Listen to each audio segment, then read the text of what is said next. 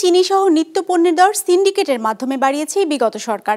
এতে সহযোগিতা করেছে বাংলাদেশ ব্যাংক, এনবিআর সহ সংশ্লিষ্ট মন্ত্রণালয়ের কর্মকর্তারা। এমন অভিযোগ করেছে বৈষম্য বিরোধী ছাত্র আন্দোলনের শিক্ষার্থীরা। এর সাথে জড়িত ব্যক্তিদের শাস্তি এবং সিন্ডিকেট ভাঙার দাবি জানিয়েছে তারা। বুধবার রাজধানীতে বাংলাদেশ প্রতিযোগিতা কমিশনে আয়োজিত মতবিনিময় সভায় এসব কথা উঠে আসে। 250টিরও বেশি ডিজাইন অপশন নিয়ে ওয়ালটন স্মার্ট ফ্রিজ, বোঝে আপনার প্রয়োজন। দেশে উৎপাদিত পেঁয়াজ, কাঁচামরিচ কিংবা আমদানি পণ্য বছর জুড়ে চাহিদা থাকা এসব নিত্যপণ্যের ঘাটতি মেটাতে আমদানি করতে হয় বিশ্ব থেকে। আমদানির এই প্রক্রিয়ায় যুক্ত থাকে জাতীয় রাজস্ব বোর্ড, এনবিআর আর বাণিজ্য মন্ত্রণালয়। বিগত বছরগুলোতে এসব পণ্যের দর বৃদ্ধির কারণ হিসেবে অবৈধভাবে ব্যবসায়ীদের সুযোগ দেওয়ার জন্য সরকারের সংশ্লিষ্ট কর্মকর্তাদের দায়ী করেন শিক্ষার্থীরা প্রতিযোগিতা কমিশন আয়োজিত এই আলোচনায়। আমরা আপনাদের সাথে কাজ করতে এসেছি এবং আমরা সমাধান করতে এসেছি, আমরা কিন্তু ডিবেট করতে আসি নাই। আমরা পয়েন্ট কিন্তু প্রথমেই দিয়ে দিয়েছি, সিন্ডিকেট করে যতটুকু লাভ করলে হতো তার চেয়ে অনেক বেশি শোষণ করা হতো। আজকে যারা প্রতিনিধিত্ব করছেন আপনাদেরকে অনুরোধ করব, আপনাদের বক্তব্য দায় এড়ানো বক্তব্য দিবেন না। যদি প্রমাণ থাকে বলবেন যে আমাদের কাছে এই এভিডেন্স আছে, এই এভিডেন্সের প্রেক্ষিতে আমি এই বক্তব্য দিচ্ছি। যদি বলেন আমি এই ডেস্কে ছিলাম না, আমি ওই ডেস্কের কথা জানি না, তাহলে মনে করব এটা দায় এড়ানো বক্তব্য।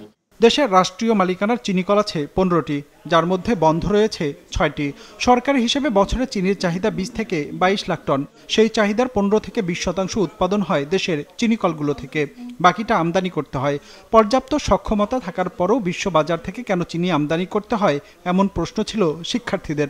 চাষ কমে গেছে, কমে যাওয়ার কারণ হলো চাষিরা যথাযথ মূল্য পায় না। দীর্ঘকাল ধরে স্যার এখানে কিন্তু গভর্নমেন্ট দিচ্ছে না, মানে সেটি মানে ভর্তুকি বা যাই বলি, হ্যাঁ, তো সেই ফান্ড না পাওয়ার কারণে এটি মানে ক্রমাগতই স্যার তার ক্যাপাসিটি হারিয়ে ফেলছে।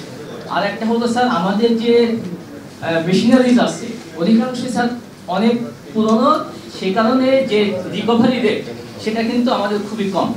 এর বাইরে দেশে ভোজ্য তেলের চাহিদার প্রায় পুরোটাই বিশ্ব থেকে আমদানি করতে হয়। হিসাব বলছে বছরে সেই তেলের চাহিদাও প্রায় 22 লাখ টনের মতো, যা আমদানি করে দেশের কয়েকটি বাণিজ্যিক প্রতিষ্ঠান। মূলত তারাই নিয়ন্ত্রণ করে এই পণ্যের দর। তবে বিশ্ববাজারে কমলে দর কমার সুফল কেন মেলে না ভোক্তাদের? ইন্ডিয়া থেকে চিনি আনে হলো, তাও বাইরে থেকে, সেটার পরিমাণ হলো 57%। এখন ওরা কত ডলার, ওদের ডলারের ক্যাপাসিটি কত আনছে, আর আমরা ডলারটা কিনছি হলো আপনার কত দাম দিয়ে, 120 টাকা, 100 টাকা। 2 নম্বর হলো পার কেজি চিনিতে ইন্ডিয়া ট্যাক্স দেয় হলো 3 টাকা 72 পয়সা, আর আমি ট্যাক্স দিই 42 টাকা।